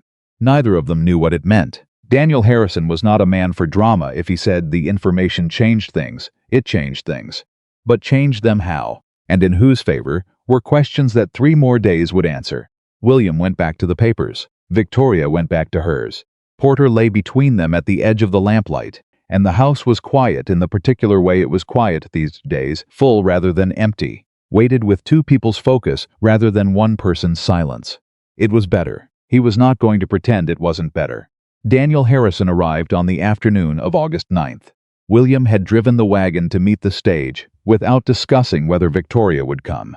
She had been in her coat and on the seat before he finished hitching the horse, which told him everything he needed to know about how the Harrison siblings operated. The stage was on time for once. Daniel Harrison stepped down, and William had a moment to form a first impression before introductions happened. He was 35, a year younger than William, with Victoria's same dark eyes and something of her stillness. But where her stillness read as self-possession, his read as deliberate observation, the professional habit of a man who had learned to watch before speaking. He was not as tall as William, but he was solid. And his handshake when they met was the kind that communicates competence, without needing to prove anything. He embraced his sister briefly. She did not cry, neither did he. But something in both of them relaxed in a way that told William this was a reunion that had been waited for. "You look good," Daniel said to her. "I look tired," she said. "You look good tired," he said. "Means something is worth being tired for." She turned to William. Daniel turned with her and looked at William with the same direct quality Victoria brought to everything, and William met it steadily. "She tells me you didn't run when things got complicated," Daniel said. "She doesn't run either," William said. Daniel looked at him for a moment longer. Then he nodded once, picked up his bag, and climbed into the wagon. They drove the 11 miles mostly in silence, and then Daniel told them what he had. He waited until they were clear of town and on the open road where no one was near, and then he opened his satchel and pulled out a document that was not like the legal templates he had promised. It was older, worn at the folds, the kind of document that has been handled many times by many different people. "Aldous Crane," Daniel said. "Victoria gave me the name. I looked into it because I thought it was familiar," and it was. Crane ran a nearly identical operation in Wyoming in 1879. Structured land fraud, systematically devalued parcels, third-party brokers as the visible instrument. He was investigated but never charged. The key witness withdrew his testimony 2 weeks before the hearing. William said, "Why?" Daniel looked at him. "His barn burned down, with his horses in it. The wagon went quiet except for the sound of the wheels. He changed his name after Wyoming," Daniel continued. "He was operating as Aldous Crane in Montana, but his legal name, the name on the territorial incorporation records for Meridian Land Partners, is Edmund Crane Aldous. He let that land for a moment. The incorporation records are public. I obtained them. And Meridian Land Partners has a registered agent here in Montana, not in Helena, not in Missoula. In Silver Hollow. Victoria turned. Who? Daniel reached into the satchel again and set a single sheet of paper on the seat between them. William glanced at it. Callum Reed, County Assessor. Not just a mechanism. A registered agent. A legal partner. Reed is named in the company, Daniel said. He's not an employee. He's a co-principal, which means everything he did with those land valuations was not just corruption, it was corporate fraud in furtherance of an illegal land acquisition scheme. Victoria was looking at the paper. William could see her processing it not with surprise, because she had suspected Reed's deeper involvement, but with the particular satisfaction of a suspicion confirmed by undeniable evidence. This is enough, she said. Daniel, this is enough for a legal challenge. It's enough for more than a challenge, Daniel said. With the rancher's receipt documentation showing Dietz's fraud, and this corporate filing showing Reed as a co-principal, we have a case for criminal referral to the territorial court, not just a civil land board hearing. William looked at the road ahead. Criminal referral. That was a different weight entirely. That was not a hearing where a land board might rule in their favor and Crane might absorb the loss and try again from a different angle. That was the kind of action that, if it succeeded, ended something. The hearing is in 11 days, William said. I know, Daniel said. We're going to need every piece of documentation organized and cross-referenced before then. And we're going to need the ranchers willing to stand together publicly, all of them, at the hearing, named and present. They'll be there, William said. Daniel looked at him. All 9 of them, William said. I'll see to it. The next 4 days were the hardest work William had done in years, and he had spent years doing hard work. Daniel sat up at the kitchen table with the account boxes and went through everything with the systematic thoroughness of a man who has spent his career finding the places where a case holds and the places where it doesn't, and closing the gaps. He asked questions sharp, specific questions that required specific answers, and when the answers weren't available in the existing documentation, he identified exactly what was needed and where it could be obtained. 3 times he sent William to Silver Hollow for records. Twice he sent Victoria. On her second trip, she went to the county records office and asked for the property transfer filings going back 5 years. Reed's clerk was there, not Reed himself, and Victoria moved through the transaction, with a calm that later made William, hearing the account of it, quietly astonished. She made ordinary conversation with the clerk, while the files were pulled. She thanked him sincerely. She was back at the ranch within the hour with 2 pages of transfer records that showed Meridian Land Partners had already quietly acquired 3 parcels in the valley properties whose owners had sold quietly, without telling their neighbor, driven by the exact financial pressure that Dietz's fraud had manufactured. Daniel looked at those transfer records and said, there it is. He laid them beside the corporate filing, beside the receipt irregularities, beside the land valuation adjustments. And for the first time the entire structure of what Crane had built was visible in one place, from the first manufactured pressure to the last quiet acquisition, a clear line from cause to effect, from fraud to theft. He's already bought 3 properties, Victoria said. He doesn't need the hearing to go his way. He's been building his position the whole time. The hearing is a formality to him, a legal mechanism to accelerate the process. Then we make the hearing the place where the entire structure becomes visible, Daniel said. Publicly, on the record, in front of the land board and everyone else in that room. He'll have a lawyer there, William said. Probably a good one, Daniel agreed. Eastern money tends to travel with Eastern counsel. He looked at William and at Victoria with complete steadiness. It's still the right thing to do, and it's still the thing most likely to work. Crane has built something that depends on not being seen clearly. What we're going to do is see it clearly, out loud, in front of witnesses. The night before the hearing, William could not sleep again. He got up and went to the main room, moving quietly. Victoria was there already. He had half expected that. She was not at the table with papers this time. She was sitting in the chair near the window, hands in her lap, not reading or writing or working. Just sitting. He sat in the other chair, the one across the room that used to be the only chair. They sat in the dark for a moment. Are you scared? He asked. She considered that honestly. Yes, she said, not of losing. Or not only that. I'm scared that we've done everything right, and it still won't be enough. That's not something we control, I know. She paused. That's exactly why it's frightening. He looked at her in the dark. When I was 18, he said, I was driving cattle across a river crossing that went bad. Current came up faster than we planned. I lost 2 head and came close to losing the man riding beside me. Afterward, I was shaking for an hour, not during after. During, all I could do was work the problem. And after, I sat exactly like you're sitting now, and I couldn't stop thinking about everything that could have gone different. She was quiet for a moment. Did it help? Sitting there thinking about it. No, he said, but I didn't have anyone to sit with then. She looked at him. He looked back. The lamplight was low and the house was very quiet, and something that had been building between them for 10 weeks was right at the surface, had been right at the surface for days, and both of them knew it, and neither of them looked away. William, she said. I know, he said. I'm not who the agency describes, she said. I want you to know that. I'm not easy. I notice everything, which can be exhausting to live with. I have opinions about everything, and most of the time I'm right about them, which is worse. I don't soften things I should probably soften. She stopped. Then, and I came here not knowing what I was coming to, and it turned out to be real, and I wasn't prepared for it to be real. He was quiet for a moment. I asked for a practical woman, he said. I thought I knew what I meant by that. I was thinking of usefulness. I was thinking of someone who could keep accounts and cook and not complain. I wasn't thinking of. He stopped. Of what? Of someone who goes to church alone on her first Sunday and comes back having already started mapping a land fraud. He looked at her. Of someone who picks up a fireplace poker in the dark and says no when I tell her to stay put and then turns out to be right to say no. He stopped again. Of someone who says this is my home now like she means it and then proves it every single day after. Victoria's hands in her lap turned palm upward. Not a reaching gesture, just an opening. He reached across the space between the chairs and covered her hands with one of his. She did not say anything. He did not say anything.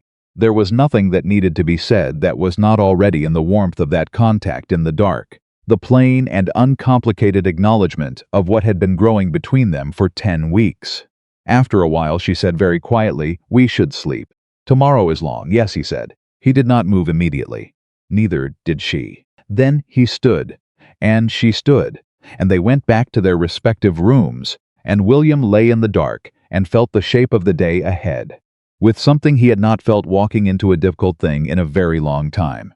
He felt it with someone else beside him, not literally, but completely. The hearing room at the Silver Hollow Courthouse was not a large space, but on the morning of the 19th of August it was fuller than it had ever been. All 9 ranchers were there. William had been right about that. Not one of them had wavered. Tom Beaumont and Edna. Jim Halloran, who looked like a different man than the one who had appeared on William's porch, with mud on his boots still worn, still carrying the weight of a hard several months, but upright in a way he hadn't been then. The Vickers brothers. Pete Dornbach, Henry Marsh, who had needed his granddaughter's arm to get up the steps and had refused any suggestion that he stay home. And others' wives, adult children, a few neighbors who had not been directly affected but had come to stand inside the room regardless. Daniel Harrison sat at the petitioner's table, with his documents organized in front of him with a precision that was slightly startling to watch. He had spent 4 years in courtrooms, and it showed in the set of his shoulders, not aggressive, just absolutely prepared. Crane's lawyer was there. His name was Hartwell, from Helena, and he had arrived the previous evening and was wearing a suit that had cost more than most of the ranchers in the room made in a season. He had the smooth, patient quality of a man who expected to win because he always won, and when he glanced at Daniel Harrison, his expression was polite and entirely unworried. Callum Reed sat at the far side of the room, not at either table. He was present because the land board had required his attendance, and he had the look of a man who very much wished he was somewhere else.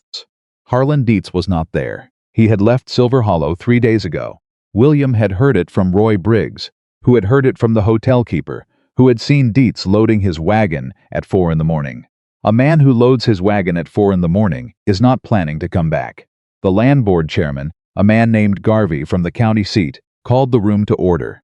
Hartwell opened first, smooth and measured, laying out Meridian Land Partners' position, legally filed petitions, proper process, assessment irregularities in the county, roles that their client had brought forward in the public interest. He was good. William watched him and understood why Crane used him. Then Daniel stood up. He did not speak loudly, he did not perform.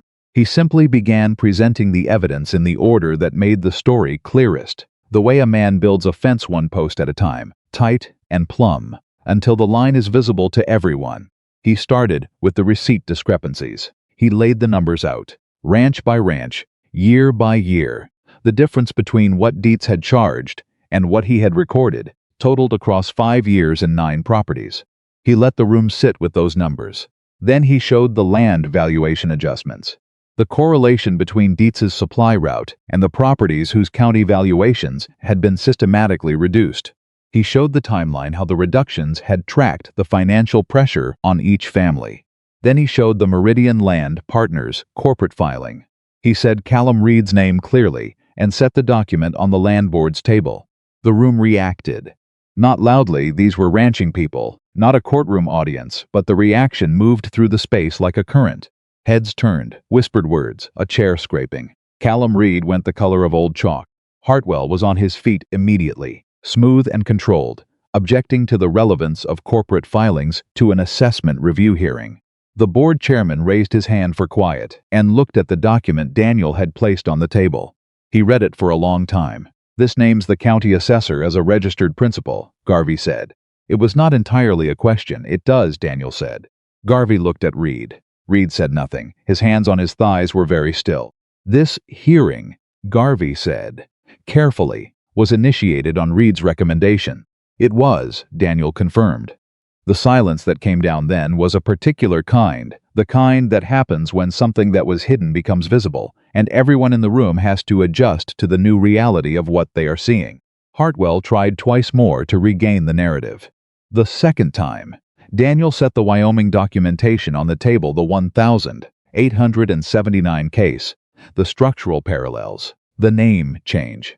Not proof of a crime, Daniel explained carefully to the board, but relevant background to a pattern that had now manifested in this county. Hartwell went quiet. In the front row, Jim Halloran exhaled slowly. William heard it from where he sat beside Victoria, and he understood what it was, the sound a man makes when the weight he has been carrying is acknowledged by other people in the room as real. Victoria's hand was on the armrest between their chairs. William put his hand over hers. She turned her palm and held on. The land board chairman adjourned the hearing. He said the petition was suspended pending a full review of the assessment process and the corporate filings, and that he was referring the matter to the Territorial Court for criminal investigation. The words were careful and formal, and they meant it's over. Not finally, not completely. Courts take time. And Crane was not in this room and would have lawyers and resources for a long fight. But the structure he had built in this valley was visible now, publicly and on the record. And visible structures cannot do the work they were designed to do in the dark. The room began to move. People stood. Tom Beaumont crossed to Daniel and shook his hand with both of his. Edna Beaumont was crying, quietly, without embarrassment. Jim Halloran stood very still for a moment, and then walked to the window and stood looking out with his back to the room. And no one bothered him about it because everyone understood. Henry Marsh, being helped toward the door by his granddaughter, stopped beside William and looked at him for a moment. "You had help," Henry said. "I did," William said.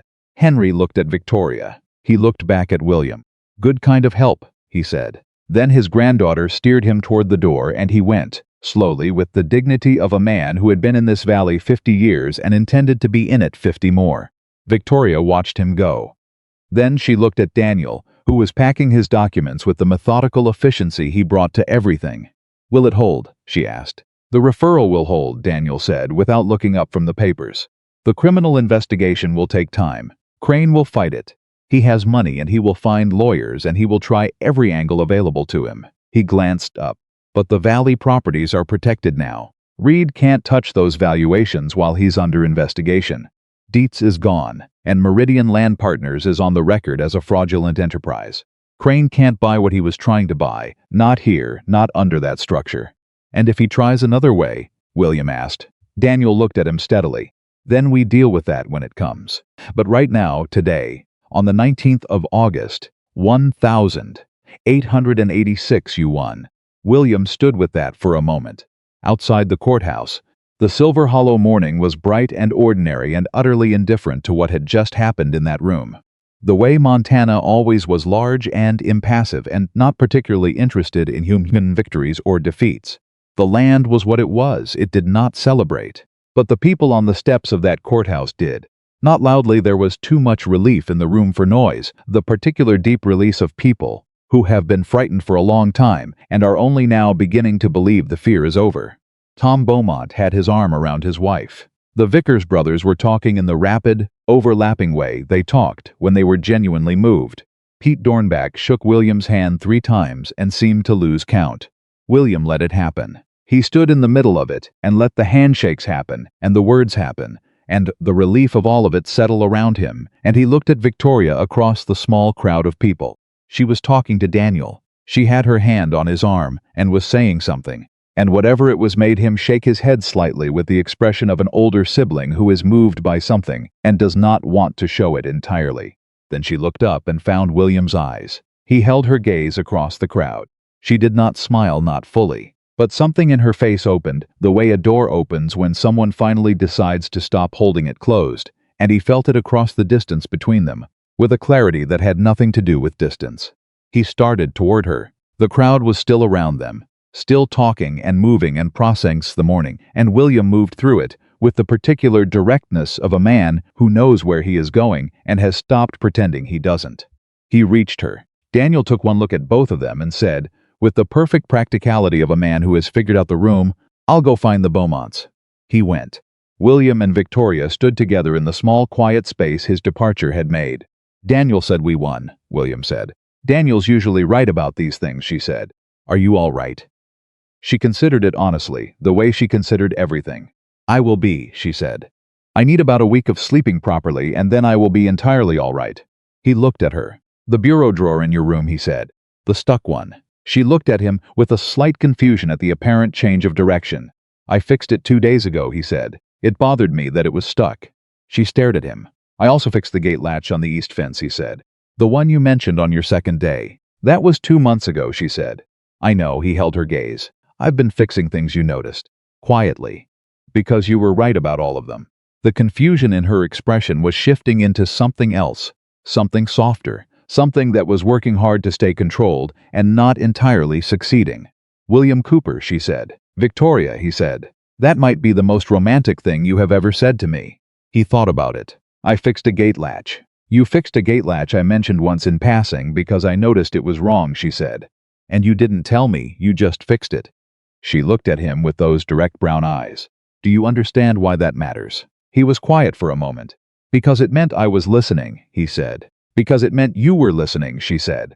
He reached out and took her hand, not the covered hand in the dark gesture of the night before, but a real and deliberate taking of her hand in broad daylight in front of everyone in Silver Hollow who cared to look. She looked at their joined hands. Then she looked at him. "I'm not going anywhere," she said. "I told you that." "I know," he said. "I'm not asking you to go anywhere. I'm asking you to stay, properly, not as a practical arrangement." He stopped, because he was not a man who had practiced these words, and they did not come fluently. "As a real marriage," she said. "Yes," he said. She was quiet moment, the real kind of quiet, not a hesitation. "Yes," she said back. An answer. He held her hand on the steps of the Silver Hollow courthouse, with the Montana sky enormous overhead and the valley around them full of people who had been frightened and were now, carefully, beginning to believe in the future again. And in the 11 miles between here and the ranch, the barn roof needed its eastern boards properly replaced, and the south pasture fence had 2 posts that were marginal at best, and the accounts for the 3rd quarter needed to be set up. And Cabot's hoof had healed clean, and Cabot was ready for real work again. There was so much to do, and William Cooper had never been happier about that in his life, because for the first time in 4 years, the work waiting for him 11 miles down that road was not the work of a man filling his hours against the silence, but the work of a man building something that had a future in it, with a woman who had looked at his broken-down accounts and his stubborn silences and his stuck bureau drawer and had chosen to stay anyway. The drive back to the ranch that afternoon was different from every drive they had made before it. Not because anything looked different. The road was the same road. The land was the same land. Porter would be at the gate the same as always. But Daniel sat in the back of the wagon with his satchel across his knees, and Victoria sat beside William on the seat, and at some point in the first 2 miles her shoulder settled against his without either of them making a decision about it. It simply happened, the way things happen when two people have stopped managing the distance between them. Daniel, to his considerable credit, looked at the horizon and said nothing. William kept his eyes on the road and felt the warmth of her shoulder against his, and thought about the eastern boards on the barn roof that needed replacing and did not think about them at all. The territorial court, Victoria said after a while. How long before they take action? Daniel shifted the satchel. Could be 6 months, could be longer. Crane will file responses through whatever legal structure he has left, and it will move at the pace courts move. He paused. But the referral is made. The record is established. The board can't quietly make it go away. And Reed? Reed is finished in that office, Daniel said flatly. Whether the criminal case moves fast or slow, no land board in the territory is going to accept filings from a man named in a fraud investigation. He knows it. His clerk probably knows it. He had a family, Victoria said. It was not a defense of Reed. It was an acknowledgement of the particular kind of damage that reaches past the person who caused it. He made a choice, William said. He did, she agreed. I just think about the wife. She didn't choose it. The wagon went quiet for a moment. It was the kind of quiet that holds more than silence, that holds the understanding that winning a fight doesn't clean up every consequence, and that honest people feel the weight of that without needing to be told. Daniel looked at the back of his sister's head for a moment with an expression. William caught in his peripheral vision a brief, private look of something like reassurance, like a man confirming something he already knew. Then Daniel looked back at the horizon, and the wagon rolled on. The first thing Victoria did when they got back to the ranch was take off her good jacket and hang it on the peg behind the door and put on the working jacket she wore every day, the one with the frayed right cuff she had never bothered to repair because it didn't affect its function. William watched her do it and understood it was a statement. The courthouse was done. The formal part was done, and she was back to being who she actually was, which was someone who did not spend more time than necessary in good jackets. He hung his own hat and started coffee. Daniel sat at the kitchen table and began carefully disassembling the organized documentation, separating what needed to go back to Denver from what needed to stay at the ranch for the territorial court process. Porter came in from wherever he had been and went directly to Victoria, who crouched and let him put his front paws on her knees and said something to him too quietly for anyone else to hear. And Porter's tail did the particular windmill motion it only did for her. William watched all of this from the stove with the coffee pot in his hand, and felt something so settled and complete move through him that it was almost alarming. A man who had spent 4 years telling himself that alone was simpler was confronting the fact that he had been wrong about that, completely and in every particular, and the confronting of it was not painful. It was just true. He poured 3 cups and set them on the table. There's one more thing, Daniel said without looking up from the papers. Both William and Victoria looked at him. Daniel set a single document on the table, different from the others, thinner, with a different letterhead. I didn't want to bring this up today before the hearing, because I didn't want to complicate your focus. He pushed it toward Victoria. It came to my office 3 weeks ago. It was addressed to you care of my address. Victoria picked it up. She read it. Her face went very still in the particular way it went still when she was receiving something significant. What is it? William asked. She set it on the table without any performance. It's from the estate of Gerald Harrison, my husband's father. She looked at William. Gerald Harrison died in April. He and I had not spoken since. She stopped. Reorganized. My marriage ended badly. His father blamed me for it. We had no contact after I left Richmond. She touched the edge of the document. He left me money in his will. The kitchen was very quiet. Why? William asked. He did not ask it unkindly. He asked it the way she asked things because he wanted to know the actual answer, not the simplified version. The letter from the estate says he came to believe, before he died, that the way things ended was not what he had been told it was. She looked at the document for a moment. Gerald Harrison was a stubborn man. It would have cost him a great deal to admit he had been wrong. A pause. The amount is significant. She told them the amount. William kept his expression steady. Daniel, who already knew, was concentrating on the papers in front of him with professional interest. What do you want to do with it? William asked. She looked at him. He could see the question land in her, the understanding that he was asking genuinely, not directionally, not with any agenda about what the money was or where it belonged. Just, what do you want to do? I'd like to pay Jim Halloran's banknote, she said. The November one. William had not expected that to be the first sentence. He was quiet for a moment. That's your money, he said. And Jim Halloran is our neighbor, she said.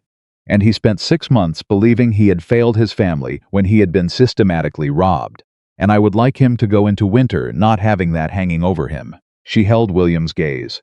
What's left after that is enough to properly fence the south pasture, replace the barn roof, sink the east pipe before November so it doesn't freeze, and put enough reserve in the ranch account that one bad season doesn't break us. He looked at her. You've been planning this since the telegram, he said. Since before the telegram, she said. Since I saw the estate letter. A small pause. I needed to know what kind of man you were before I mentioned it. Whether you'd try to manage it, or whether you'd ask me what I wanted. And you asked me what I wanted. She picked up her coffee. So I'm telling you. William looked at the document on the table. He looked at his hands. He thought about Jim Halloran standing at his fence in the dark with mud on his boots, believing for 6 months that the failure was his. All right, he said. We'll ride to the Hallorans tomorrow.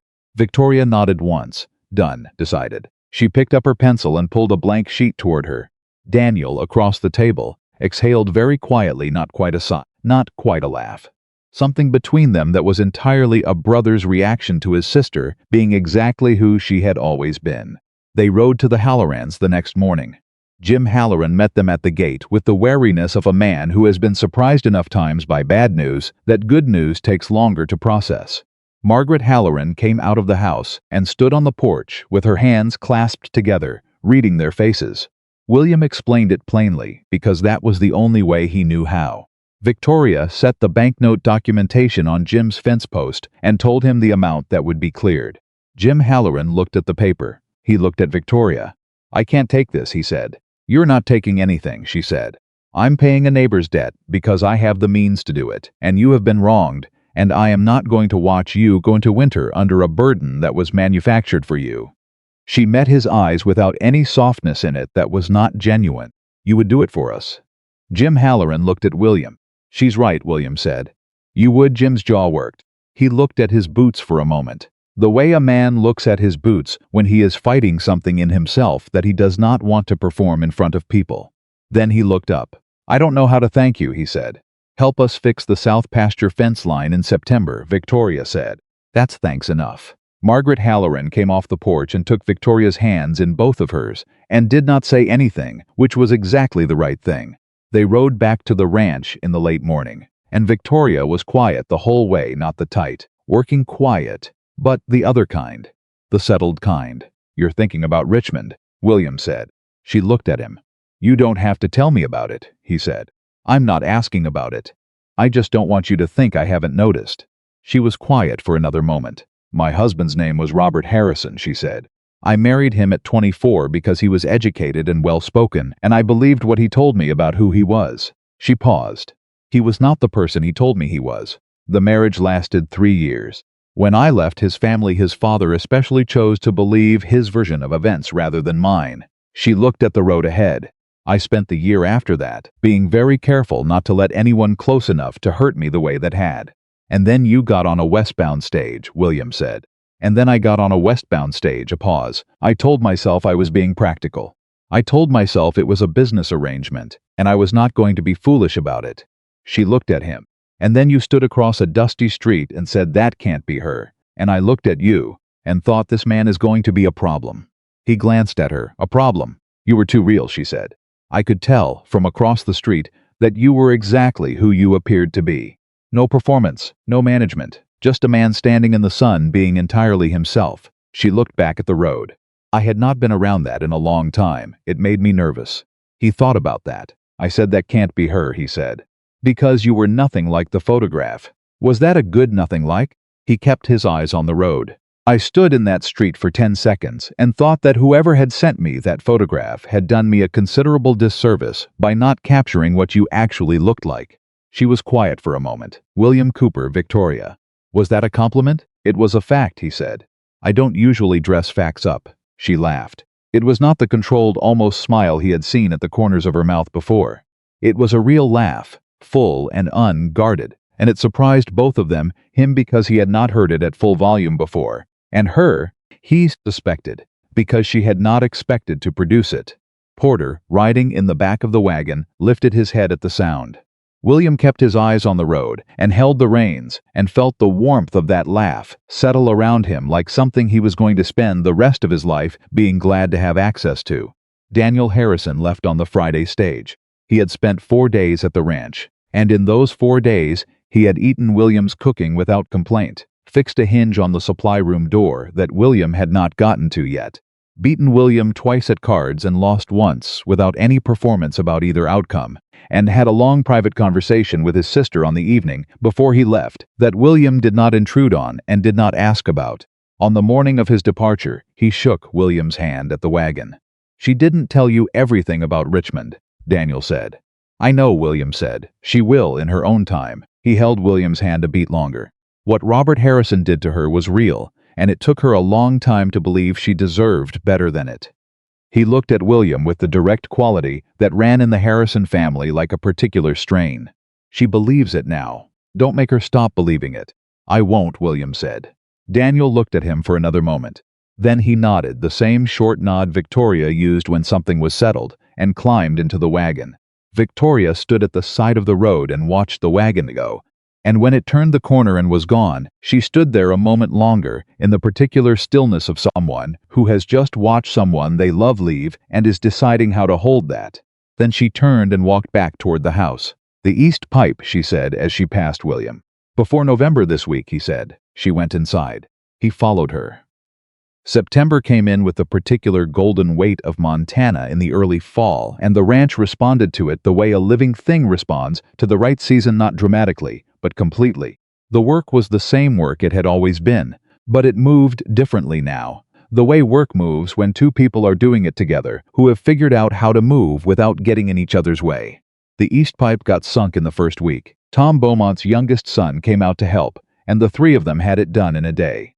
Victoria made lunch, and Tom Beaumont's son, who was 19 and did not yet know how to be anything other than transparently awed, spent 20 minutes being unable to look directly at her and unable to look anywhere else, which William noticed and chose not to address because there was nothing to address, and also because he found it privately satisfying in a way he would not have admitted to. The barn roof followed. Cal and Frank Vickers came over with tools and the knowledge of men who had replaced more barn roofs than they could count, and Jim Halloran showed up with lumber and a long, wordless nod at Victoria that contained everything that needed to be said about the banknote, and by the end of the day the eastern side was solid and level, and the gap that had let the weather in for 2 years was gone. William stood at the end of that day and looked at the repaired barn and felt something very quiet and very certain move through him, the satisfaction of a man who has stopped letting things go unaddressed. He thought of all the things he had let go unaddressed for 4 years. The fence posts, the supply cost, the East Pipe, the bureau drawer, the fact of being alone in a house that was too quiet and calling it peace. He thought of all of that, and then he went inside, where Victoria was at the desk entering the monthly accounts in her small, precise handwriting, and Porter was asleep at her feet, and the smell of something on the stove was warm and specific and entirely domestic. And he stood in the doorway for a moment, just registering all of it. She did not look up. "The accounts for August are clean," she said, for the first time in at least 3 years. "I know," he said. She looked up at that. "How do you know? You haven't looked at them." "Because you're doing them," he said. She looked at him for a moment. Then she turned back to the ledger.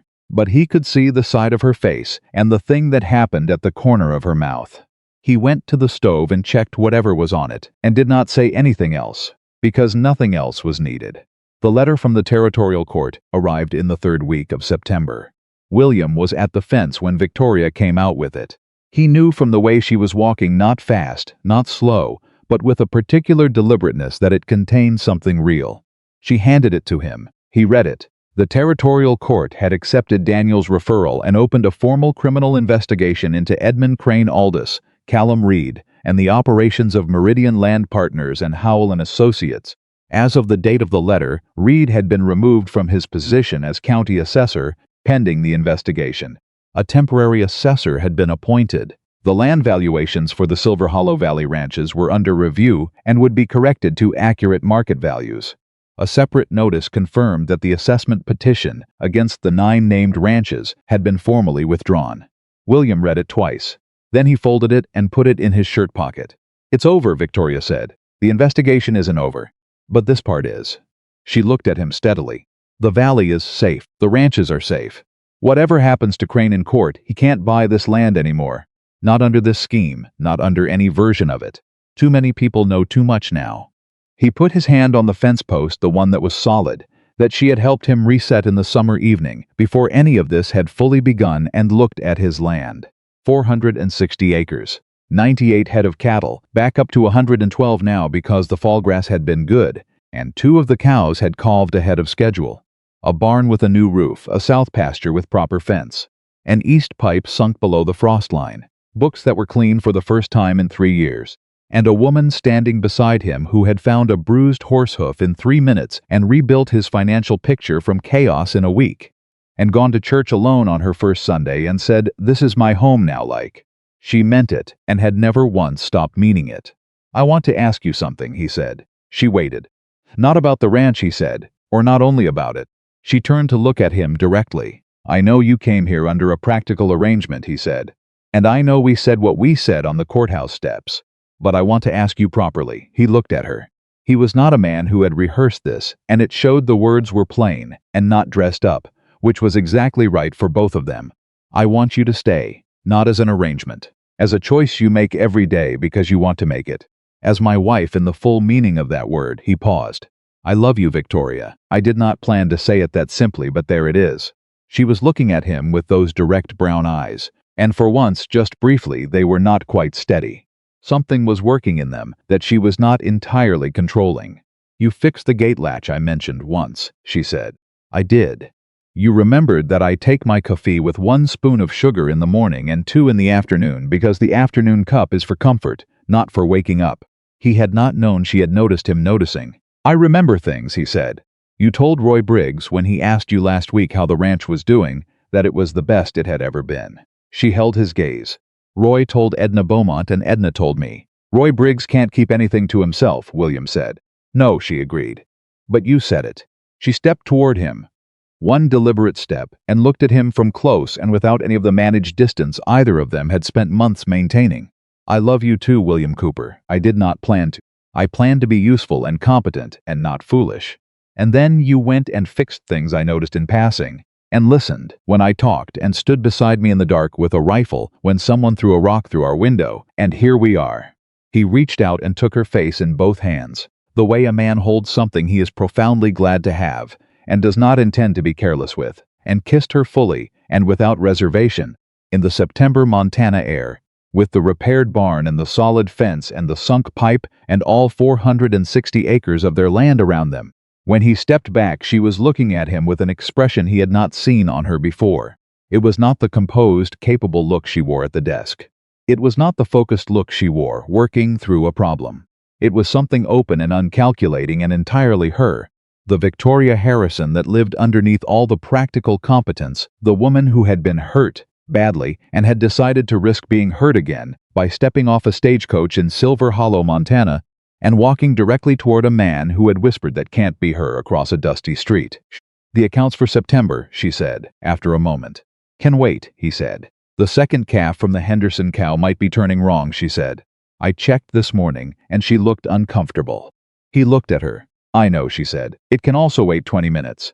He pulled her back in. The winter that came down on Silver Hollow that year was not the worst winter in Montana history. It was not the worst winter in the valley's memory. But it was a real winter, with real force to it, and it tested the things that had been built and showed which ones were solid. The east pipe did not freeze. The barn roof held without a single leak. The south pasture fence stood through 3 hard winds that took lesser fences in the county down to the ground. The cattle herd came through with losses that were real, but not devastating 8 head, all of them older animals, whose condition William had been watching, none of them losses that could have been prevented by better preparation. The books afterward showed the math clearly. Even with the winter losses, the ranch had run a positive balance for the first time in 5 years. Victoria laid the final ledger on the table in February and pushed it toward William without ceremony. He looked at the bottom number. He looked at it for a long moment. "How?" he said. "The Miller's Creek merchant arrangement," she said. "The supply cost reduction was larger than we projected because we negotiated better terms in October when Cal Vickers joined us in the contract. She tapped the page. And the herd was healthier going into winter because we caught Cabot's problem early enough that it didn't spread to the others. A lame lead horse in a herd means more stress injuries across the board. You didn't lose the animals you would have lost if that had gone unaddressed. He looked at the ledger. He looked at her. You found a bruised horse hoof in 3 minutes, he said. I told you my father kept horses. I know, he closed the ledger.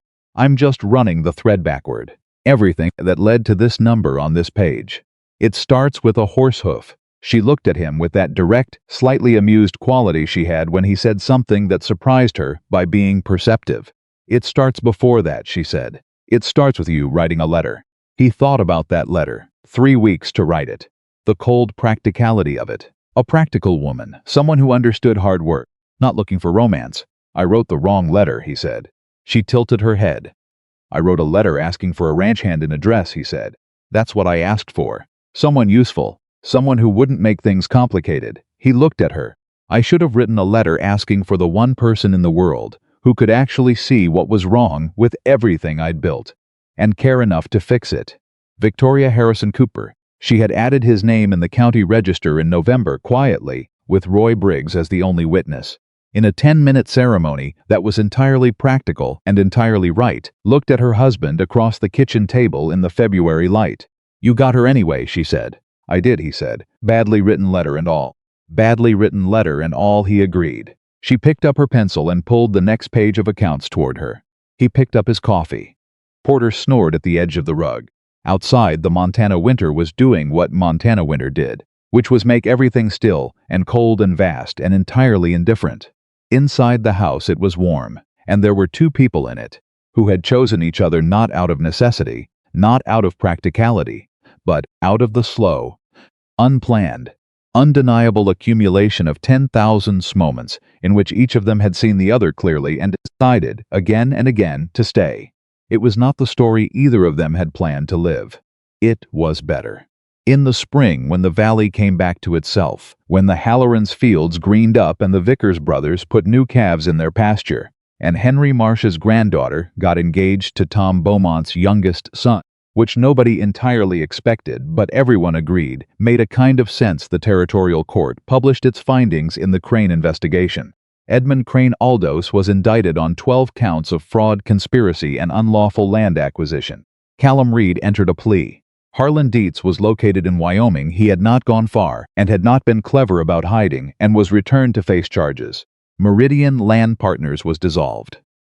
The 3 parcels in the valley that had been quietly acquired were returned to their original owners through the court process, which had never happened before in this territory, and which the Silver Hollow Courier covered in a front-page article that Roy Briggs read aloud at the post office 3 days running. William read the Courier's account at the kitchen table on a Wednesday morning in April. They mentioned Daniel, he said. Victoria looked up from the stove. What did they say? Denver attorney Daniel Harrison, whose documentation of the fraud scheme proved decisive. He set the paper down. He'll be insufferable about this. He's already insufferable about it, she said. He wrote to me last week, 4 pages. He used the word decisive 3 times himself before the paper did. William laughed. It came easily. Laughter came easily these days, which was something he had stopped expecting from his own life and had stopped noticing was gone until it came back. She came to the table and set a plate in front of him, and sat across from him with her own coffee. And they were in no hurry, because the morning was still early, and the accounts were done, and the fence was solid, and the pipe was sunk, and the herd was healthy. What are you thinking about? She asked. He looked at her across the table. That can't be her, he said. She looked at him. That's what I thought, he said, standing across that street. That can't be her. Because whatever I had ordered, whatever I had planned for it, wasn't this. He held her gaze.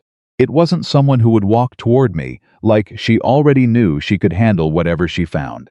It wasn't someone who would sit in my wagon for 11 miles asking the exact right questions, and then find a horsehoof problem in 3 minutes and reorganize my entire financial life in a week. It wasn't someone who would stand in the dark with a fireplace poker and tell me no when I said to stay behind. He paused. I thought, that can't be her. Because I hadn't written a letter good enough to deserve her. Victoria looked at him for a long moment. There were things she could have said. Practical things, Typical Victoria things, things that addressed the statement with her characteristic clarity and mild deflection of anything that threatened to go too soft. She didn't say any of them. She reached across the table and covered his hand with hers. "You stood in that street," she said, "and I walked toward you. And everything after that was us deciding, over and over again, who we were going to be to each other." She turned his hand and held it properly. "That's not a letter, that's a life." He held her hand. Outside, the Silver Hollow Valley was coming into spring, and the land was doing what land does when it has been through something hard and come through it, not recovering, exactly, which implies returning to a previous state, but becoming something that has earned its strength, something that knows what it has survived. William Cooper knew what he had survived, and he knew, sitting in that kitchen with his wife's hand in his and the spring coming in through the walls and the whole of his life in front of him, that the loneliest he had ever been was the version of himself who had stood across that dusty street and whispered that can't be her. He had been wrong. It was her. It had always been going to be her. And every fence post and sunk pipe and replaced roof board and clean account and healed hoof and filled silence and shared dark and held hand between that moment and this one had simply been the two of them proving it to each other. One true thing at a time, until there was nothing left to prove, and only the living of it remained. That was enough. That was everything.